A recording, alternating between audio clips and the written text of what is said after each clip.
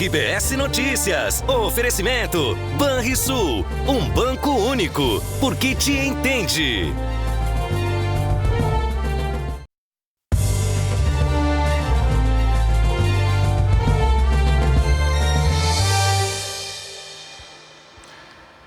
Os gaúchos fazem o que podem para enfrentar as consequências de uma tragédia que se estende há 10 dias. O número de mortos confirmados pela Defesa Civil já chega a 107. 136 pessoas estão desaparecidas. Mais de 67 mil estão em abrigos. Em Porto Alegre, o nível do Guaíba baixou. Agora está em menos de 5 metros. A cota de inundação é de 3 metros. Centenas de pontos ainda interrompem estradas e o trabalho de voluntários é fundamental para a ajuda aos atingidos. O governador Eduardo Leite fez um alerta por causa da previsão de mais chuva para os próximos dias e ele também anunciou um reforço na segurança, principalmente para os abrigos. O governador Eduardo Leite alertou os gaúchos para deixarem as áreas de risco nos próximos dias. O repórter Cristiano Dalcin acompanhou a entrevista coletiva e tem mais detalhes para a gente. Oi, Cristiano. Oi, Eloy, Daniela, esses foram os destaques da coletiva do início da tarde do governador Eduardo Leite. Outra coisa que chamou a atenção foi o número estimado por ele do prejuízo causado até agora dessa tragédia para o Rio Grande do Sul. A estimativa é de que a enchente vai custar quase 19 bilhões de reais. São 428 municípios afetados. O governador também atualizou números de pessoas resgatadas, 70 mil pessoas, e animais, quase 10 mil. Quanto aos abrigos, o Rio Grande do Sul tem hoje 68 mil pessoas abrigadas. São mais de 400 abrigos em todo o estado. E o governo reforçou que vai aumentar a segurança nesses abrigos e vai respeitar a individualidade das pessoas, procurar fazer com que cada uma delas tenha um espaço particular para não ficar todo mundo naquele lugar assim. Como já estão longe de casa, elas precisam ter um lugar mais reservado e mais seguro, já que vão ficar por muito tempo nesses abrigos. E essa segurança, claro, foi motivada, segundo a Secretaria de Segurança Pública, por causa das denúncias de abusos nos abrigos. 6 casos de crimes sexuais foram relatados, todos os suspeitos foram presos. Houve ainda 41 prisões em relação a saques nos últimos dias. O governador também anunciou que o Centro Administrativo do Estado vai ter um local provisório na antiga CE, perto da PUC, que as secretarias devem começar a ser transferidas para lá nos próximos dias. E o governador também fez um alerta para os riscos de novos temporais nos próximos dias. Vamos acompanhar o que ele disse. Já circulam imagens aéreas na região da Serra Gaúcha, especialmente lá na bacia do Taquari-Antas, que são impressionantes. O volume, né? Se você vê morros cobertos de mata nativa, enfim, e com deslizamentos em dezenas de áreas. Então, esse solo fica encharcado, saturado e ele fica instável e em qualquer ponto ele pode ter algum tipo de deslizamento atingindo ali as pessoas. Por isso, é impossível prever onde, que pontos isso vai acontecer. Então, é por isso que a gente insiste com as pessoas. Nessas encostas de morros, o risco é elevado porque esse solo está encharcado. A previsão do tempo não é boa, ainda hoje eu trago os detalhes completos aí para todas as regiões, mas são muitas questões que merecem atenção, que precisam ser resolvidas, né? Em relação aos acessos a Porto Alegre, o que a Prefeitura está fazendo? Qual é o trabalho para abrir esses acessos? Pois é, Daniela, aumentar os acessos à capital é um dos maiores desafios nesse momento, né? Porto Alegre tem a saída por Viamão, a RS 040, 118, e aquilo é muito pouco, o trânsito é congestionado, é difícil veículos de grande porte chegarem por ali. Por isso, essa obra, a gente tem uma arte aí para mostrar o que vai acontecer aqui nessa obra, no principal acesso, que é pela Castelo Branco. Vai ter uma ligação, a ligação do viaduto, das duas alças que estão cobertas pela enchente no sentido interior capital, vai ser feito ali o que a Prefeitura vem falando como um corredor humanitário para que cheguem esses mantimentos com veículos de grande porte. O secretário André Flores, de Obras e Infraestrutura, pode explicar mais para a gente o que já foi feito, porque essa obra começou ontem. Em que estágio a gente está? Boa noite a todos os telespectadores do RBS Notícias.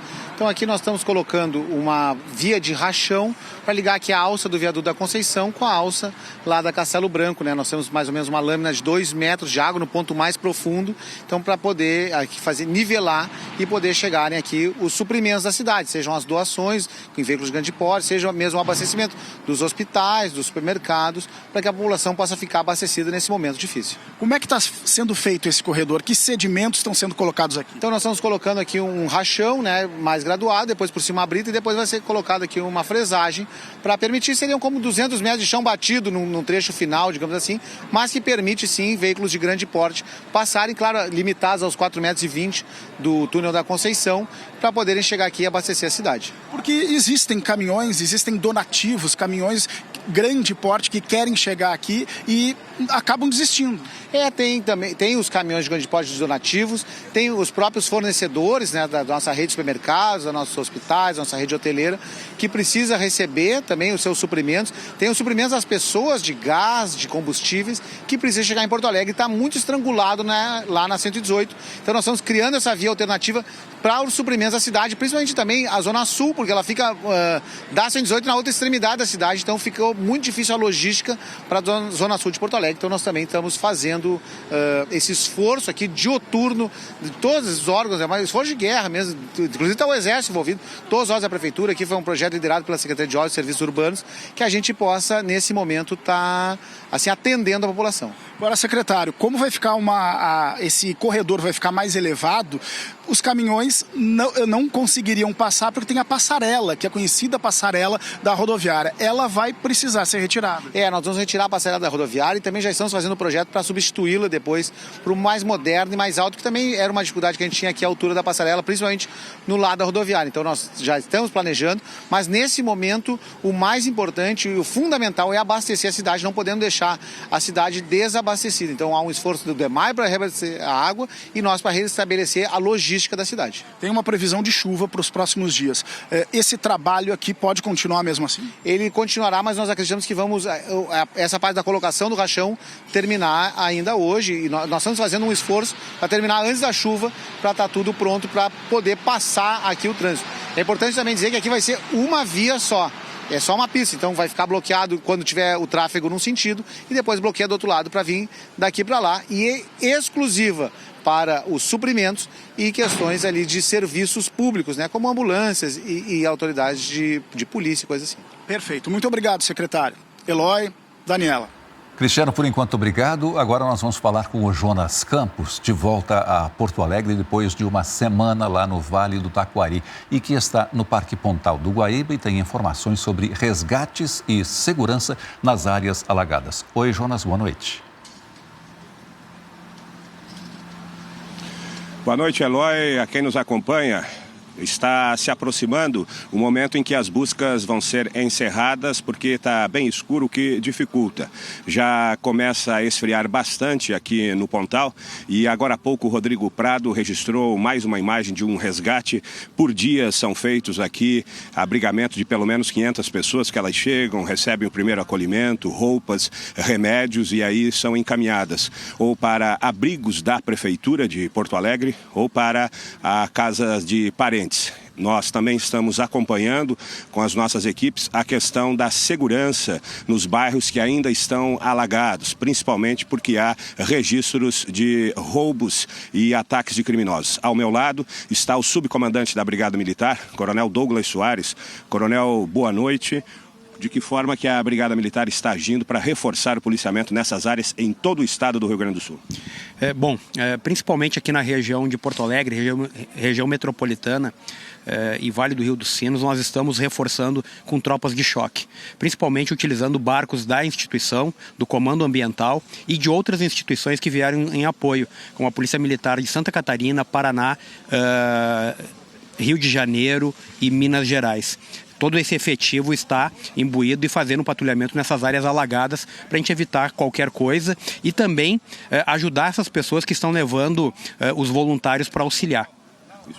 O Cindy Lojas chegou a passar uma orientação para os comerciantes que estão ainda com seus estabelecimentos comerciais alagados para que não insistam em abrir, que mantenham esses estabelecimentos fechados. E os senhores têm chegado ao conhecimento da Brigada Militar que está havendo mesmo esses ataques de criminosos? Sim, a Brigada Militar até o presente momento já prendeu perto de 35 pessoas que estavam fazendo algum tipo de delito nessas áreas alagadas. Todas elas foram presas e conduzidas, né, para o devido flagrante e a gente orienta as pessoas aqueles que querem fazer o serviço de voluntariado, procurem as guarnições da Brigada Militar, nós vamos acompanhar, nós vamos conduzir e orientar qual é a melhor maneira de chegar nesses pontos. Logo no início do jornal, a gente informou a nossa audiência de que a Brigada Militar também vem acompanhando com bastante atenção a região sul do estado, né? E existe a situação de casos de registro de violência nos abrigos. Os senhores reforçaram o policiamento também? Também. Bom, vamos lá. Um dos trabalhos nossos agora é cuidar dos grandes centros em que as pessoas estão recolhidas, né?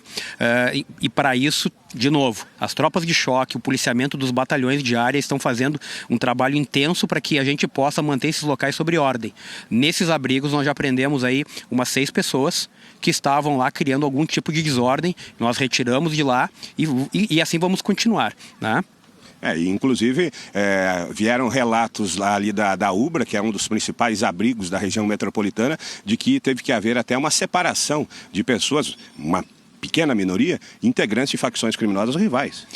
Bom, lá no caso da Ubra em específico, nós temos um posto móvel da Brigada Militar, estamos lá com 30 policiais militares permanentemente trabalhando lá dentro e cuidando do entorno, para que a gente não tenha maiores problemas daqui para frente. Falando em reforço, se me permite, nós estamos com uma preocupação com as vias das pessoas que estão saindo de Porto Alegre para ir para o litoral. Então a gente está reforçando também a RS 40 e a 118, né, para que as pessoas possam ir tranquilamente para fora da cidade. Muito obrigado, subcomandante, por atender a RBS TV. Continuamos aqui com o Rodrigo Prado, acompanhando os últimos momentos dos resgates desta quarta-feira. Dani.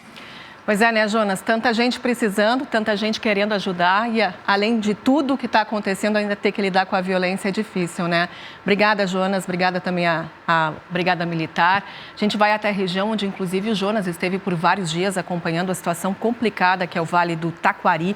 Em Arroio do Meio, pelo menos 13 mil pessoas foram atingidas pela enchente e o bairro Navegantes foi o mais afetado. Hoje, uma balsa foi colocada para ajudar os moradores a entrar e a sair do município. Mas quem vai contar aqui ao vivo é o Alexandre Paz. Boa noite, Alexandre. Boa noite, Dani. Boa noite, Eloy. E para todos os amigos que nos acompanham aqui no RBS Notícias. A balsa que atravessa o Rio Forqueta, na altura de onde caiu a ponte da RS 130, que liga Arroio do Meio ao Lajeado, começou a trabalhar hoje pela manhã. E já nesse primeiro dia carregou cerca de 1.000 pessoas. Ela está ali bem na altura da Barra do Forqueta, onde essa ponte acabou caindo. Ela vem para substituir os 4 barcos que atendiam a população desde sábado. Cada um desses barcos tinha capacidade para levar 5 pessoas e fazia o cruzamento do rio de 5 a 7 minutos. Agora, a balsa otimiza esse tempo. Ela leva apenas 1 minuto carregando 12 pessoas. É uma otimização de tempo muito importante, principalmente nessa região. Lajeado e Arroio do Meio só tem 2 ligações, uma delas por estrada. E o caminho que levava antes da ponte cair cerca de 10 minutos, agora passou de 1 hora. O outro jeito de atravessar uma cidade para outra é justamente cruzando o rio, que não tem como ser feito de carro, apenas por essa balsa. E essa conexão entre as regiões, entre as cidades, é tão importante. Estabelecê-las novamente é fundamental. A gente tem um exemplo que a gente presenciou hoje de um reencontro de uma mãe e uma filha que ficaram 15 dias sem se ver. Vamos conferir. 15 dias longe. E ela estava no pai, e eu fui viajar para o Uruguai, e ela foi resgatada pelo helicóptero da casa do pai dela, com a graça de Deus. E só hoje eu consegui pegar a minha filha. A gente perdeu tudo, a gente só saiu com a roupa do corpo também. Mas eu acho que isso é o mais importante, é isso, é estar com ela E ela que me dá força para viver e para continuar. O Rio Grande do Sul recebe ajuda internacional para recuperar os danos da tragédia. Além de doações, o trabalho de resgate na região central do estado conta também com a ajuda de uruguaios. A Fabiana Lemos conversa com a gente agora sobre isso. Oi, Fabiana, boa noite. Oi, Eloy, boa noite para vocês. Este helicóptero que veio do Uruguai está aqui no hangar de Santa Maria, fez resgates hoje o dia todo. E a gente vai conversar um pouco com a equipe que veio de fora, porque o Rio Grande do Sul tem recebido essa ajuda internacional. A gente já teve a confirmação de que hoje, mas a Argentina está mandando um apoio, mas aqui então está o pessoal do Uruguai. Vou aqui perguntar para eles que tipo de resgate vocês já fizeram aqui no Rio Grande do Sul. Bueno, disculpen primero que nada mi español. Voy a tratar de hablar un poquito claro para que se entienda. Bueno, nosotros vinimos en apoyo a través del SICOFA, que es el Sistema de Cooperación de las Fuerzas Aéreas Americanas. La tarea que nosotros hicimos fue apoyo humanitario en cuanto a traslado de medicamentos, víveres, agua, y también se hicieron evacuaciones de personal que se encontraba aislado, que requería asistencia médica y que no tenía cómo llegar a ningún centro asistencial. Esa fue básicamente nuestra función acá. Hoy estaríamos finalizando, estamos retornando debido a que tenemos que inspeccionar la aeronave, pero en total volamos aproximadamente unas 25 horas de vuelo y se trasladaron 8.000 kilos de carga y se hicieron 17 evacuaciones de pacientes. Muito obrigada, então, graças à ajuda deles tem sido principalmente em fazer levar mantimentos para comunidades que seguem isoladas. E a gente conversou há pouco com a equipe do governo federal do Brasil, que tem intermediado essas relações e as ofertas de ajuda para o Brasil. Eles comentaram que tem mais países que ofereceram ajuda, então talvez a gente receba aí um reforço nas equipes. E além das ajudas entre governos, a gente vai mostrar para vocês que tem personalidades, pessoas famosas que estão mandando ajuda de fora do Brasil aqui para o Rio Grande do Sul. A modelo Gisele Bündchen, por exemplo, fez uma mobilização nas redes sociais pedindo ajudas. Ela que colocou um vídeo explicando um pouco do que está acontecendo no Rio Grande do Sul. E logo depois, o empresário Elon Musk, que tem uma rede de satélites de internet, falou que vai fornecer aqui para o Rio Grande do Sul 1.000 equipamentos para que a gente consiga ter comunicação com a internet. Também foi anunciado que italianos vão mandar ajuda. O governador da região do Vêneto disse que eles estão com o coração partido acompanhando a situação do Rio Grande do Sul e estão fazendo uma vaquinha, estão juntando dinheiro para mandar aqui para o nosso estado, considerando que várias pessoas que moram aqui são descendentes de italianos. E a gente também teve a confirmação de uma ajuda do Papa Francisco. Ele anunciou que o Vaticano tem um fundo de caridade e vai pegar esse dinheiro para mandar aqui para o Rio Grande do Sul, vai ser repassado para a Igreja Católica e assim eles vão ver as pessoas desabrigadas que estão precisando dessa ajuda financeira. Daqui a pouco a gente volta com mais atualizações aqui do centro do estado. Eloy. Obrigado, Fabiana. São pessoas com grande visibilidade, né, Eloy, que ajudam a mostrar o que está acontecendo no Rio Grande do Sul para o mundo, né? Mas claro que tem a possibilidade de movimentar outras pessoas a contribuírem. Outras pessoas também, mas a gente tem que ressaltar aqui também que tem muita gente, né, fazendo um trabalho muito bonito, pessoas doando e ajudando da forma que podem. E a gente toda agradece. Ajuda é necessária. A gente tem mostrado também as buscas incessantes na Serra por pessoas desaparecidas em meio aos escombros. Muitas comunidades ainda estão sem acesso. Débora Padilha atualiza as informações, a situação lá da Serra. Oi, Débora. Oi, Daniela, Eloy, a todos que nos acompanham. Hoje de tarde, o corpo de um homem de 72 anos foi encontrado em São Valentim do Sul. Na Serra das Antas, oficialmente, 7 pessoas seguem sendo procuradas. Esse homem, localizado hoje, ele estava soterrado e foi encontrado por cães farejadores. 5 pessoas estão desaparecidas em Bento Gonçalves, uma em Veranópolis e uma em Cotiporã. A gente tem imagens das buscas para compartilhar. São 600 pessoas, pelo menos, trabalhando nessas buscas e também na desobstrução de estradas. A previsão de mais chuva preocupa, pois coloca em risco a região para novos deslizamentos e também pode suspender os trabalhos. Há mais de uma semana, a região toda sofre com problemas em estradas. Vamos compartilhar agora algumas imagens novas da BR-470 que mostram como ficou o trecho perto da Ponte dos Arcos com o desmoronamento da semana passada. Nesse trecho, dezenas de pessoas ficaram ficaram ilhadas e 5 mortes foram registradas. No momento, máquinas trabalham no local. É um trabalho coordenado pelo DENIT dos 2 lados da ponte, em Veranópolis e Bento Gonçalves. Hoje, o prefeito de Veranópolis disse que essa recuperação da BR pode levar 1 ano, já que alguns trechos da estrada nem existem mais. A logística da região toda ainda está bem comprometida porque até as estradas alternativas estão com problemas. É o caso da RS 431 entre o distrito de Faria Lemos, em Bento Gonçalves, e o município de Cotiporã. Também temos imagens para mostrar da RS 448 entre Farroupilha e Nova Roma do Sul. 150 quedas de barreira foram mapeadas. Com isso, a Associação Amigos de Nova Roma do Sul, aquela que reconstruiu a ponte que foi levada pela enchente de setembro, está usando recursos que sobraram da construção da ponte para contratar máquinas para limpar a estrada. A BR-116 aqui na região está bloqueada em vários trechos, como entre São Marcos e Campestre da Serra, fechado para qualquer tipo de veículo. A PRF informou que não há previsão de liberação. Também na BR-116, entre Caxias e Nova Petrópolis, em Vila Cristina, um trecho da estrada ficou destruído por deslizamento e em um ponto, uma das pistas também não existe mais e não há previsão de liberação do trânsito nesse trecho. A RS 122 entre Flores da Cunha e Antônio Prado está liberada nos 2 sentidos, mas o trânsito é muito lento por causa de paradas para manobras de máquinas. Já o trecho entre Farroupilha e São Vendelino segue bloqueado e sem previsão de liberação. Mais de 20 linhas de ônibus seguem suspensas aqui em Caxias do Sul. Algumas saídas, como para Santa Maria, Vacaria e Torres, foram retomadas. E para ir de ônibus de Caxias a Porto Alegre, é preciso passar por Osório. É uma demora de mais de 8 horas até a capital, uma viagem que normalmente era de 2 horas. Daniela, Eloy, volto com vocês aí no estúdio. Obrigado, Débora, com as informações da Serra, e a gente volta em seguida para falar de abastecimento e da reconstrução. Já voltamos.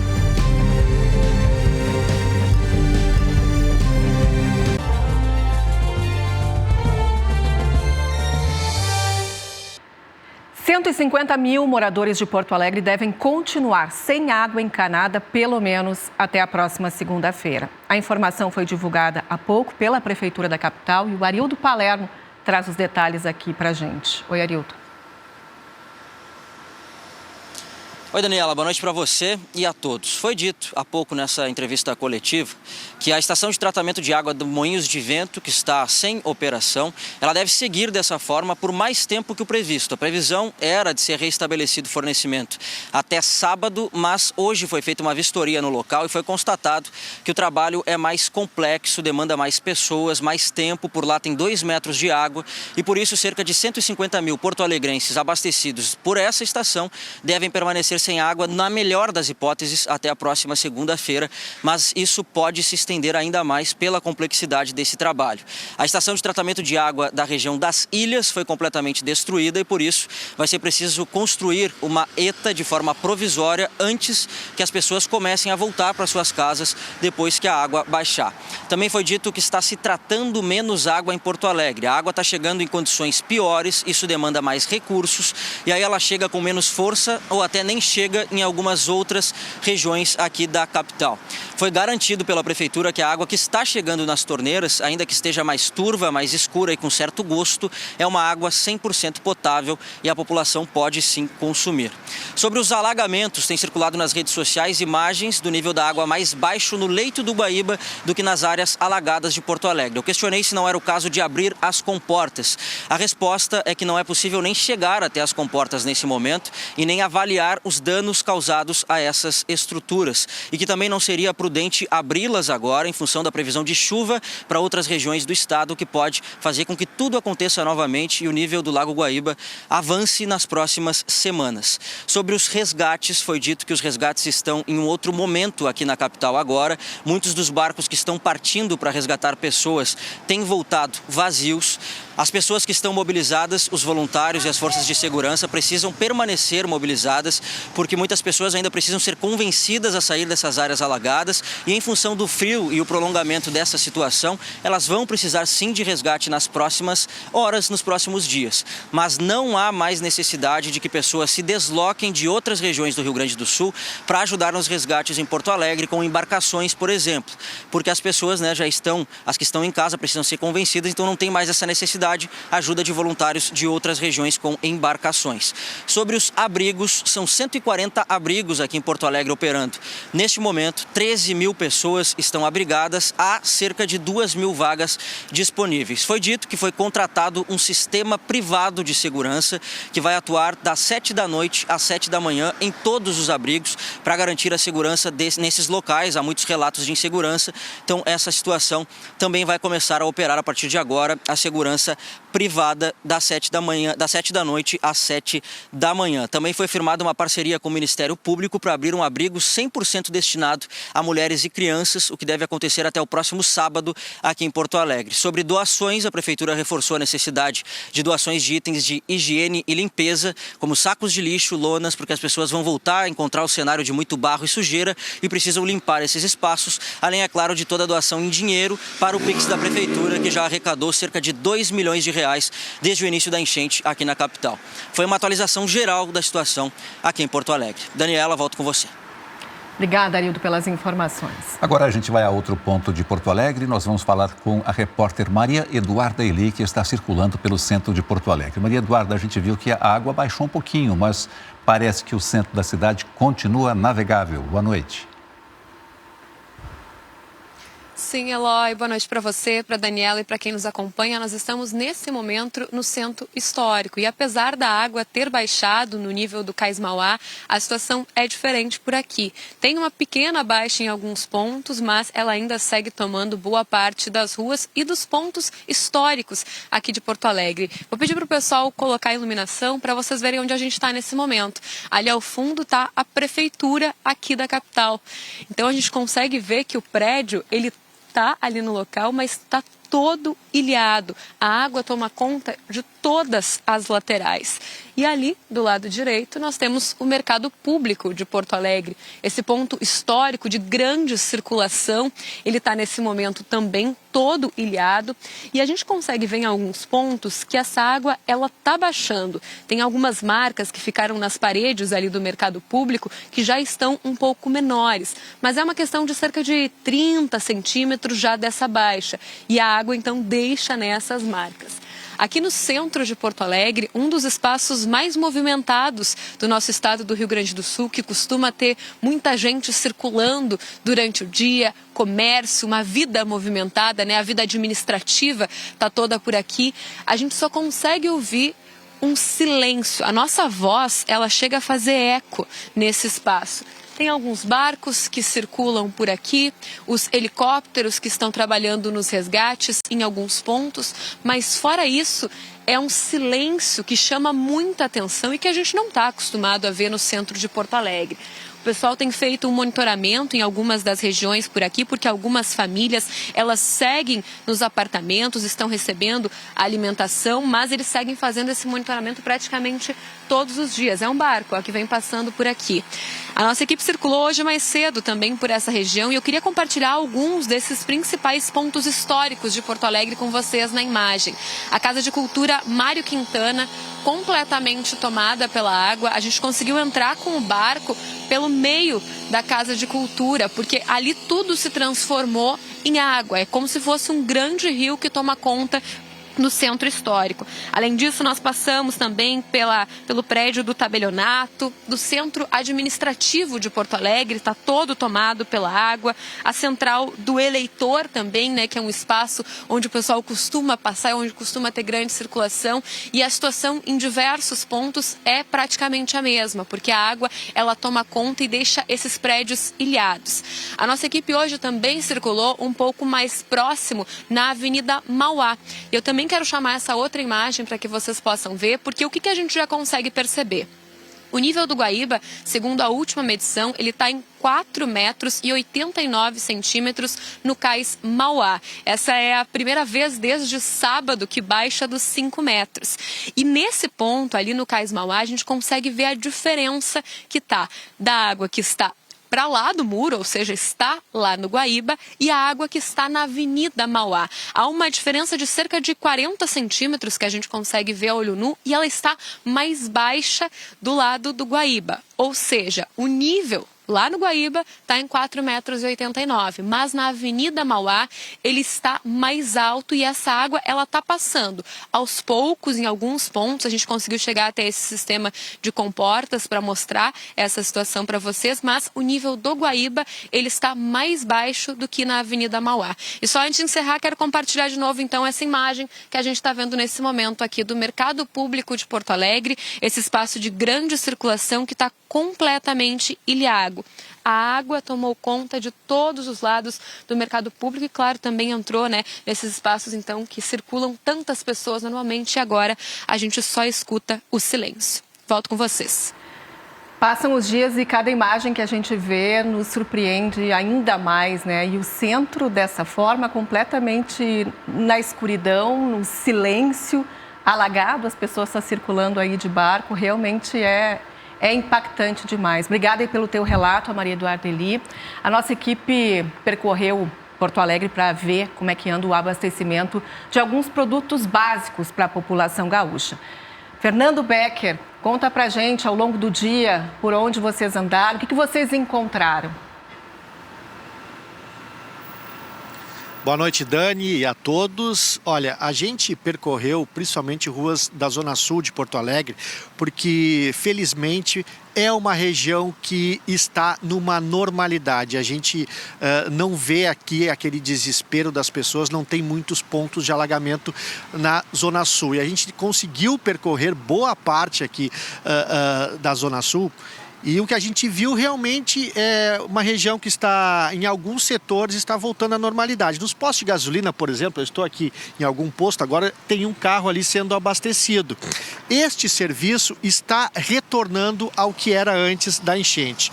Nesse setor, segundo a Federação Nacional das Distribuidoras de Combustíveis, Gás Natural e Biocombustíveis, o tráfego pelas estradas gaúchas está melhorando, assim como o abastecimento. A demanda da gasolina, neste momento, é maior que a do diesel, por exemplo. E o gerente desse posto aqui comentou comigo que a procura diminuiu, inclusive, mas ele destacou que deve ser porque diminuíram os carros em Porto Alegre, porque muitos estão debaixo d'água e também muitos foram para o litoral. O gás de cozinha é um produto que está subabastecido, porque falta mão de obra nas distribuidoras, porque muitos funcionários foram atingidos pelas enchentes. E também tem problema de deslocamento. E nos supermercados, o abastecimento, graças a Deus, está voltando à normalidade. Mas ainda falta água, leite e produtos de limpeza. Tá certo? Volto com vocês, Dani e Eloy. Obrigado, Fernando. O repórter Jonas Campos acompanhou durante a tarde a emoção e a expectativa de moradores que estavam há dias sem voltar para casa e que conseguiram hoje sair de Porto Alegre depois de vários dias. 5 dias longe de casa, 5 dias separado da família. Desde sexta-feira. Sexta-feira eu vim a Porto Alegre e quando eu estava chegando já vi que estava trancada a BR para voltar. Aí eu não tive como voltar mais. São pessoas que na sexta-feira estavam em Porto Alegre ou em outras cidades da região metropolitana. E de repente foram surpreendidas com a notícia de que os acessos para Guaíba estavam fechados. A ponte trancou e retornar para o lar não era mais seguro. A senhora ficou aonde? Fiquei lá no serviço até hoje. Não dava para sair. Dona Arlete está aqui em Porto Alegre desde quando? Desde o dia 30. Eu vim ajudar minha cunhada, que ela ia fazer uma cirurgia, procedimento nas varizes. E aí acabei ficando. Começou a chuva e não deu para voltar. A Helenita e a amiga dela deixaram a casa no bairro Sanssouci, em Eldorado do Sul, às pressas por causa da enchente. Ficaram na residência de um parente em Porto Alegre e hoje foram cedo para a fila da parada de ônibus improvisada na Avenida Ipiranga. Vão se abrigar agora na casa da neta da Helenita, em Guaíba. Nós íamos embora para cá, da chuva, corremos da enchente. Só que daí tinha muita gente na casa, então a gente vai voltar para lá que não tem ninguém. Por isso que nós estamos indo. Só por isso. Mas nós íamos para fugir da água, que não dá.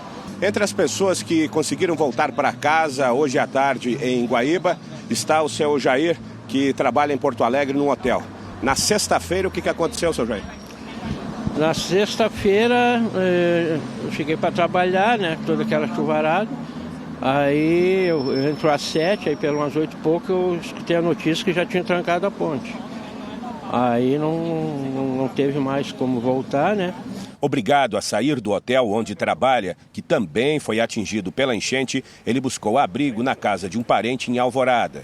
Com o coração cheio de saudade da netinha de 6 anos, o Jair não via a hora de embarcar. Felicidade imensa, né? Retornar para a família, ver a netinha que eu adoro tanto. Família, né? Estava com saudade? Bastante.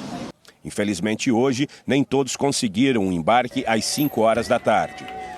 Foram cenas emocionantes de solidariedade. Mesmo com o ônibus lotado, esta mulher conseguiu embarcar com o filho que estava na fila, chorando de saudade do pai. Graças a Deus, o pessoal é de bom coração e abriu para eles aqui. Eu sou a próxima da fila, está mais perto do que qualquer coisa chegar em casa. Nunca desejei tanto estar na minha casa com a minha família como desta vez. Logo em seguida, esta outra senhora, também chorando, pediu para o motorista deixar que ela embarcasse com a filha. E ele concordou. Os demais seguiram por uma viagem cansativa. Serão pelo menos 6 horas. Primeiro até Viamão e de lá pela RS 118, Freeway, até acessar a ponte. Tentar retomar a vida. Mas estou vendo as pessoas estão num momento difícil, né? Graças a Deus, lá onde eu moro, não atingiam nada. E mesmo depois de tantos dias de enchente, resgates heróicos seguem acontecendo na capital e na região metropolitana, como a gente confere na reportagem do Vitor Rosa. Um berço era retirado da água por moradores exaustos na tarde de hoje em Esteio. Ainda há força. E na celebração de resgatar a cama de uma criança, um abraço. Em São Leopoldo, conseguimos identificar o local onde o dique do arroio João Correia rompeu e permitiu que passasse tanta água para os bairros. No centro da cidade, o volume parece não baixar. Na BR-116, uma fila de caminhões tenta passar pelo ponto em que o Exército reforçou a estrutura da estrada. Em Porto Alegre, o Parque Marinha do Brasil está inundado. E as ruas do bairro Menino Deus também. Hoje o tempo permitiu que chegássemos mais próximo do estádio Beira-Rio. O gramado virou só água, com cadeiras boiando. Já o monumento aos açorianos, homenagem aos primeiros 60 casais portugueses que povoaram a capital, está ilhado. Mas a estátua, que em 2024 completou 50 anos, segue intacta. A correria de militares é grande por terra e também nas águas do Guaíba. Daqui de cima também dá para perceber que a água está baixando, mas ainda num ritmo muito lento. Falta muito para que as pessoas consigam voltar em sua totalidade para as casas. De toda forma, é algo que nos dá esperança, ainda mais porque hoje foi um dia de resgates bem-sucedidos. Em Eldorado do Sul, a Polícia Militar do Mato Grosso do Sul fez um resgate heróico. Um policial desceu de rapel até o telhado de uma casa onde uma família estava acampando para fugir da água. Colocou um suporte em uma mulher que subiu, junto com um helicóptero, rumo à terra seca, levando junto o seu cão. E em Canoas, o cavalo que flagramos ontem amanheceu ainda ilhado e sem sinal de resgate. Magro e com sede, ele estava parado no telhado de uma casa e ficou lá até pouco antes das 11 horas, quando chegaram as equipes de resgate. Bombeiros gaúchos e de São Paulo sedaram um animal de 400 quilos e colocaram num bote. Ele foi conduzido pela água até uma caminhonete que o levou para o Hospital da Ubra. O bicho, que esperou ajuda por 4 dias, está bem. Símbolo gaúcho de força e resistência, que dá esperança de que podemos seguir firmes, apesar de tanta dificuldade. Já passa de 4.000 o número de pessoas fora de casa por causa das cheias na fronteira oeste. A Fabiana Lemos, que há pouco nos informou sobre ajuda internacional, agora nos atualiza sobre os números da fronteira. Fabiana. Eloy, é um transtorno para várias pessoas de 5 cidades, mas não tem ninguém em risco. Isso porque a fronteira já se prepara para inundações com antecedência, por ter 3 rios que costumam alagar as cidades. Então, a Defesa Civil de cada um desses municípios acompanha as previsões, faz os alertas e já começa o trabalho para retirar as pessoas de casa antes que a água comece a invadir as ruas. Em Uruguaiana, o nível do rio segue subindo e já está 13 metros acima da área que geralmente é seca. Agora subiu para mais de 1.200 pessoas que estão fora de casa só em Uruguaiana. Nem todas elas tiveram as casas atingidas pela água. Algumas que moram perto do rio saíram por segurança nesse primeiro momento. A cidade agora está com 4 abrigos para eles. Hoje começou a coleta de doações para os desabrigados cadastrados no município. E quem for doar lembra que esfriou, então agasalhos e cobertores também são importantes. E um alerta para quem passa pela região da fronteira. A ponte do Ibiqui, que fica entre Itaqui e Uruguaiana, está com o trânsito totalmente bloqueado para veículos e pedestres. O nível da água do rio Ibiqui alcançou a ponte no lugar mais baixo dela. E agora a viagem entre Itaqui e Uruguaiana, que geralmente dura um pouco mais de 1 hora, agora passa a durar quase 6 horas pelo desvio. E ainda tem quase 600 famílias ilhadas só em Agudo, município aqui da região central. A Vanessa Baques vai mostrar agora na reportagem. Os resgates agora buscam apenas pessoas que precisam de atendimento médico. O esforço é no sentido contrário, de levar os mantimentos às famílias que estão em comunidades isoladas. O Jamir faz 2 vezes por dia o caminho de Agudo em direção à localidade de Linha dos Coqueiros, de quadriciclo, levando comida e remédios aos pais e aos demais moradores. De lá, passa de canoa, tem um cara que fica lá passando, pessoal, pegando medicamento, pegando as cestas básicas lá para o pessoal, e de lá vem só trator. Aqui na Central de Operações é organizada toda a logística de distribuição dos mantimentos para as diferentes comunidades que seguem em regiões isoladas. São pelo menos 20 pontos de isolamento no município, cerca de 600 famílias estão nesses locais, onde só é possível acessar de helicóptero. As equipes monitoram o mapa com os pontos de isolamento. O município contratou um helicóptero para levar os mantimentos em 5 voos por dia.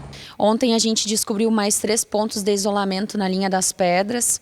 Muitos moradores ali onde houve deslizamento, elas desceram para a comunidade da linha Branca, da linha São Pedro para a linha Branca, e ali a gente também faz entregas. Enquanto isso, a outra frente de trabalho tenta restabelecer os acessos do interior. Em diferentes localidades, pontes caíram. Partes de estradas foram levadas pela força da correnteza dos arroios e do rio Jacuí. Por onde se anda, há trabalho pela frente. Nós chegamos a uma das estradas que dava acesso à região norte do interior de Agudo, onde estão as localidades com famílias isoladas depois da enchente. Olha a situação da ponte, o que restou dessa ponte, porque boa parte da estrutura foi levada pela força da água do arroio Corupá. Do lado de lá ficaram então essas famílias que hoje recebem os mantimentos apenas através dos helicópteros. O Laércio mora do lado de cada ponte e custa acreditar que essa situação tenha acontecido a poucos metros de casa. Nunca ninguém imaginou que a gente ia ficar ilhado com tanta água em volta. E a seguir você vai ver que tem previsão de mais chuva para os próximos dias. A gente também mostra a situação no sul do estado. Nós já voltamos.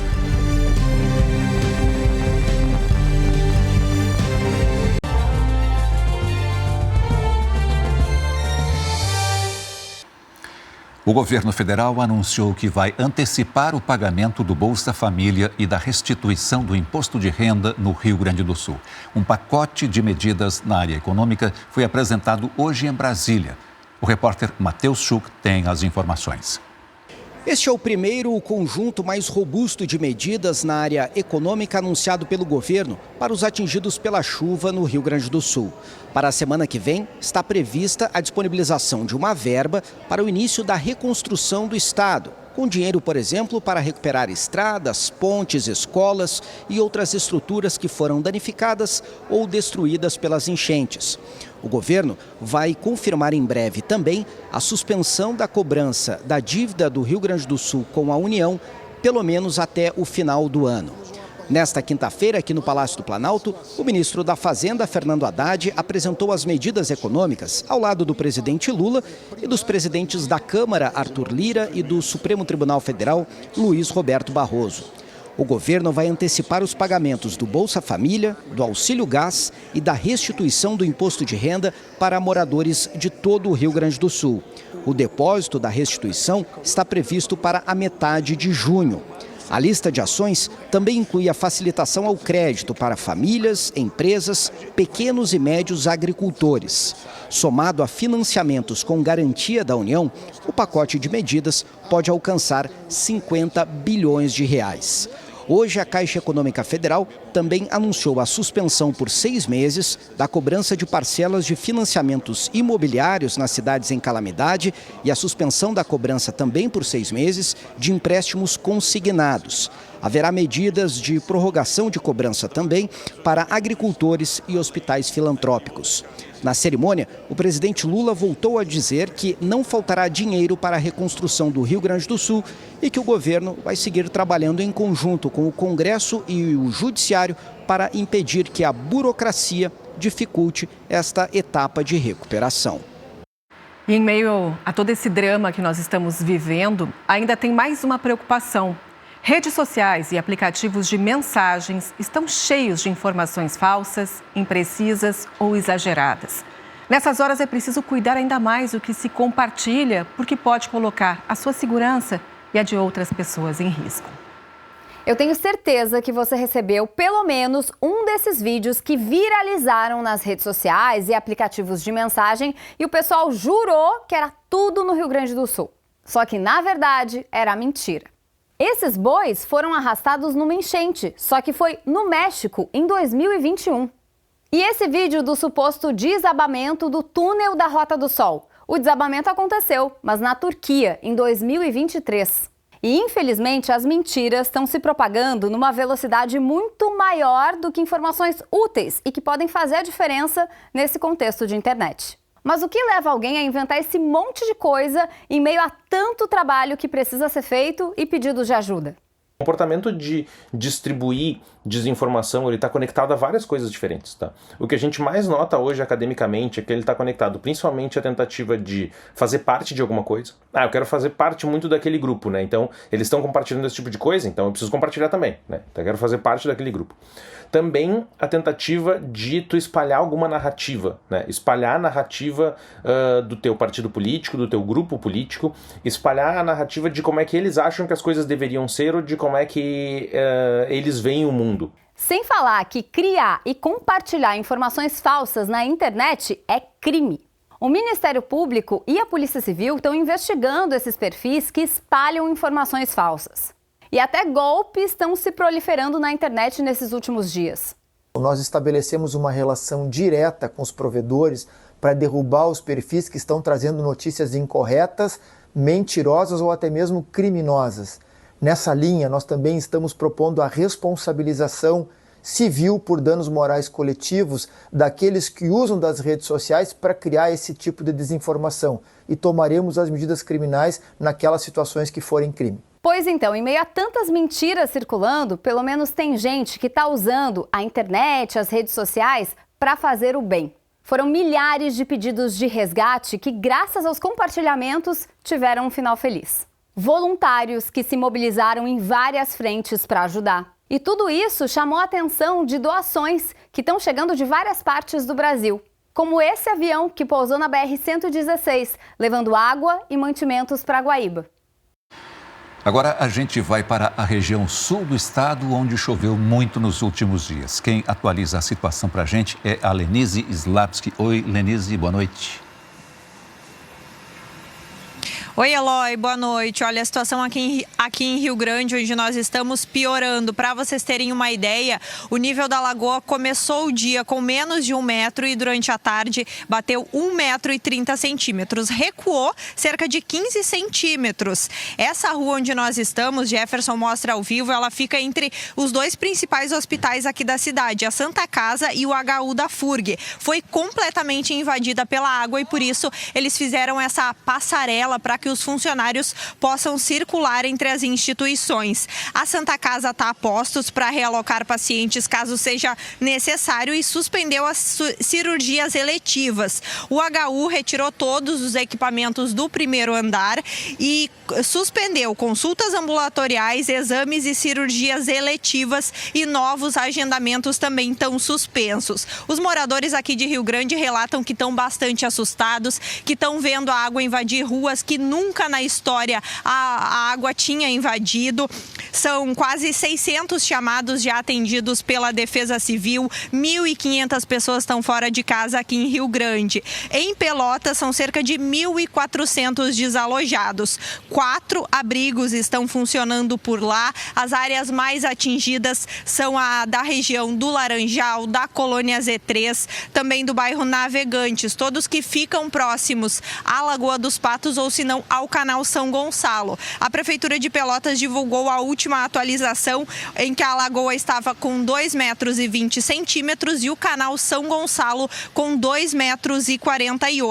Em São Lourenço do Sul, onde a situação também é bastante crítica por causa da Lagoa dos Patos, 154 pessoas estão desabrigadas e estão sendo acolhidas em 3 pontos montados pela Prefeitura. Durante a tarde, o nível da Lagoa dos Patos chegou a 2,40 metros e nessas 3 cidades que a gente está acompanhando aí ao longo dos dias, o alerta é máximo e para quem puder sair de casa, que está na área de risco, que saia de casa. Dani, Eloy. Pois é, Lenise, o vento não está ajudando no escoamento da água aí da Lagoa dos Patos. Obrigada. A gente vai conferir agora a previsão do tempo, porque nessa sexta-feira novas áreas de instabilidade voltam a se espalhar pelo Rio Grande do Sul com condições para chuva forte, principalmente a partir da tarde. Onde estão os maiores acumulados amanhã? Na Serra, como em Caxias do Sul, previsão de 120 milímetros. Porto Alegre, Erechim, Santa Maria, também com altos acumulados. De acordo com o Centro Nacional de Gerenciamento de Riscos de Desastres, a gente vai ter vários sistemas influenciando aqui no estado. Amanhã, uma baixa pressão se forma bem na altura do Rio Grande do Sul. No sábado, tem uma frente fria e no domingo, uma outra baixa pressão. Tem ainda esse corredor de umidade que vem da região amazônica e o bloqueio atmosférico que acaba prendendo todas as chuvas aqui no Rio Grande do Sul. E esse processo de formação de vários sistemas pode resultar em temporais. Aqui uma projeção de chuva até segunda-feira, com os maiores volumes aqui na região da Serra, parte do Norte, capital, região metropolitana, região dos Vales e também a região central. Em Porto Alegre devem ser 4 dias de chuva. Até segunda-feira, a previsão da Climatempo indica acumulados de 200 milímetros, com atenção maior para domingo. A previsão de volta da chuva a partir de amanhã no estado pode ser determinante para a evolução da enchente aqui na capital e região metropolitana. O nível do Guaíba está agora em 4,89 metros. A cota de inundação é de 3 metros.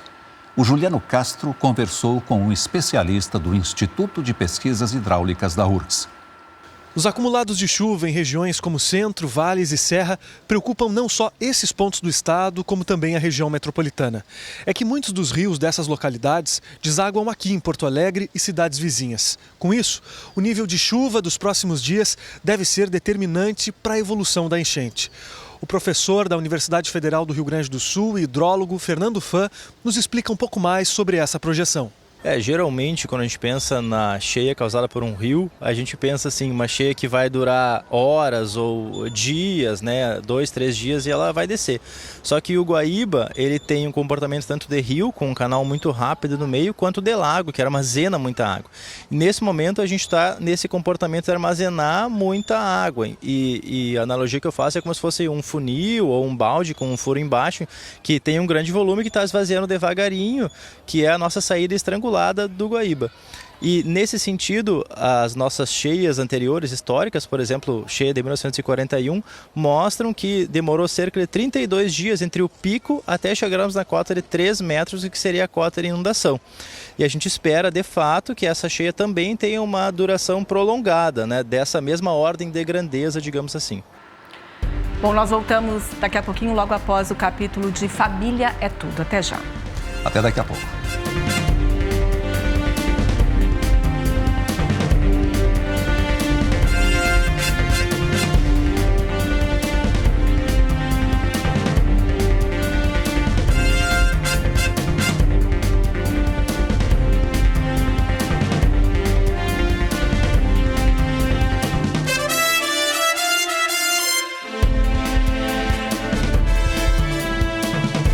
RBS Notícias. Oferecimento Banrisul, um banco único, porque te entende. Quer fazer sua doação para ajudar as vítimas das enchentes, mas não sabe como? Consulte a Defesa Civil através do 199 e informe-se sobre pontos de coleta e itens necessários. Toda solidariedade é bem-vinda.